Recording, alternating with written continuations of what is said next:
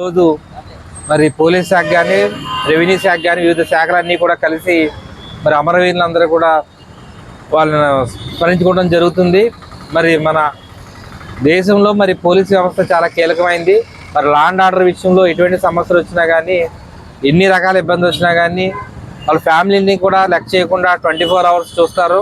ఎటువంటి సమస్యలు వచ్చినా కానీ, మత ఘర్షణలు వచ్చినా కానీ, ఎటువంటి ఫ్లడ్స్లో కూడా చూస్తుంటారు. నేను మన ఫ్లడ్స్లో చూస్తే ఒక ఎస్ఐ గారే రోడ్లో ఉన్నటువంటి చెట్టును కూడా కటింగ్ చేయడం జరుగుద్ది. అంటే ఉద్యోగం ప్రొఫెషన్ ఉండదు. రెవెన్యూ కానీ పోలీస్ శాఖ కానీ ఎటువంటి ఆ స్థితిలో కూడా అన్ని పనుల్లో కూడా నిమగ్నమై ఉంటారు. కాబట్టి వాళ్ళందరూ కూడా అమరులైన అందరూ కూడా జోహార్లు అర్పిస్తూ పాల్గొన్న అందరూ కూడా కృతజ్ఞత తెలియజేస్తారు. ఆ సందర్భంగా మనం జ్ఞాపకంగా ఉన్నాం. అలాగే ఎవరైతే చనిపోయి ఉన్నారో, ఎవరైతే అమరవీరులై ఉన్నారో వాళ్ళ కుటుంబాలను కూడా పరామర్శించే బాధ్యత, అలాగే వాళ్ళ కుటుంబానికి చేదోడు వాదోడుగా ఉండే బాధ్యత కూడా మరి పోలీస్ శాఖ తీసుకోవడం జరుగుతుంది.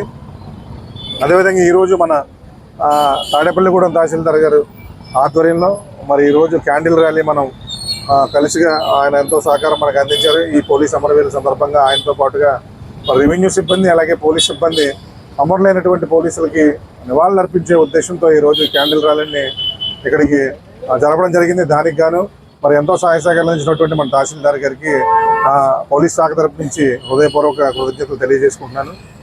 మరి పోలీస్ అంటే మరి ఎన్నో పైకి కనపడేంత విధిగా కాకుండా ఎంతో విధి నిర్వహణలో ఎలాంటి దొంగలకు కానీ, లేదంటే దోపిడీదారులకు కానీ, అలాగే ఎంతోమంది ఒత్తిడికి కానీ పనిచేస్తూ ఉంటారు. అదేవిధంగా రీసెంట్గా కూడా మీరు ఒక ఘటన జరిగింది మనకి తెలంగాణ జిల్లాలో. విధి నిర్వహణలో భాగంగా ఒక దొంగను పట్టుకెళ్తా ఉంటే ఒక కానిస్టేబుల్ కత్తిపోట్లు గురై చనిపోవడం జరిగింది. చనిపోయిన మరి కానిస్టేబుల్ ఎంతో ధైర్య సాహసాలతో అతను ఈ విధమైన ఉద్యోగం చేశాడు. అతనే కాదు, అలాగే చాలామంది పోలీసులు ఎంతో ధైర్య సాహసాలతో మరి ఆ ఉద్యోగాన్ని నిర్వర్తిస్తున్నారు.